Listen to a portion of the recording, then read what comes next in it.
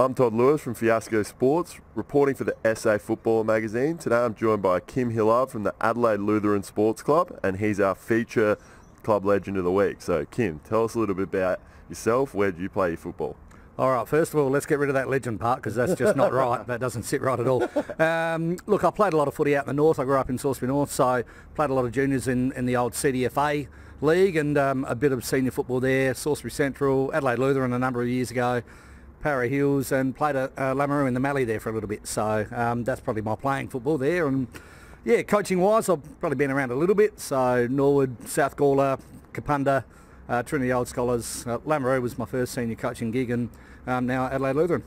I think you're underselling yourself with that profile, so I think you are a bit of a legend. Tell us a little bit about some of the players at the club. Who are some of the players that have been around Adelaide Lutheran for a while and really helped the place create a culture?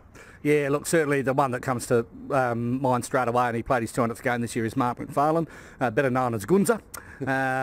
He's been around for a long time. I think he played in the 204 Premiership, so he's just a good, solid workhorse and puts his body on the line, and he's a smart footballer. And, he gets around the players as much as he can and leads by example. We've got Stiffy Noel, or Ben Noel. He played his 200th this year, one of our ruckmen. He's been around the club for a long time and super fitness fanatic, and, loves his footy, and just an all-round decent guy that gets out there and gives it a go. I think you said his nickname's Gunza. Do you have any story behind that, why his nickname is that? I don't, honestly, I don't. And typical football club, I haven't even worried about asking because, you get all sorts of nicknames, and I reckon the biggest challenge in a football club is actually to get all your players to call each other by their first name to see how that goes. You mentioned he played his 200th. I'm guessing that was a pretty big day for the club. Yeah, I think it was a win. It was a little bit earlier in the season, so it was a pretty big day for him, and got a lot of support around. So it was good to see. Just back on yourself now. What makes you so happy to be involved at Adelaide Lutheran?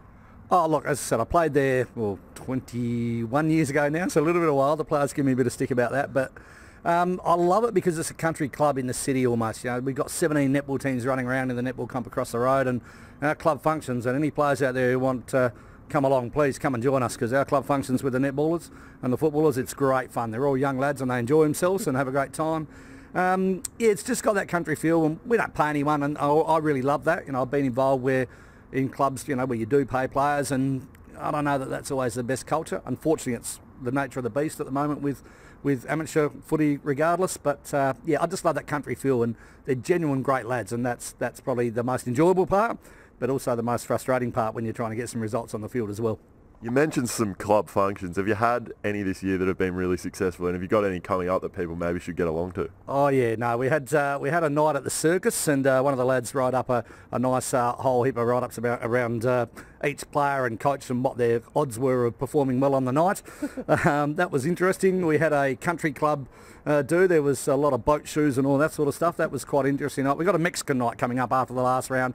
That is the big one at the club, and it'll be very interesting. Try not to be around there around midnight on the Saturday night when we close up, because it won't be good. Okay, well, tell us a little bit about some of the sponsors now that help the club run on a Saturday. Yeah, all right. The first one is definitely the PA, so the Prince Albert Hotel in Wright Street in the city. I know a few players, and I went back there last night and grabbed a meal.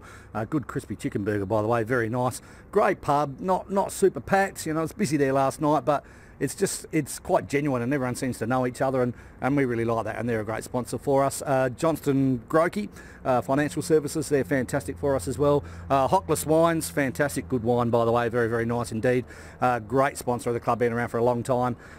We've got Hentley Farm and Keys Wines as well, fantastic for us. Okay, thank you, Kim. I'm Todd Lewis from Fiasco Sports, reporting for the SA Football magazine. Today I've been joined by Kim Hillard from the Adelaide Lutheran Sports Club in Division 6, and he's our feature club legend of the week.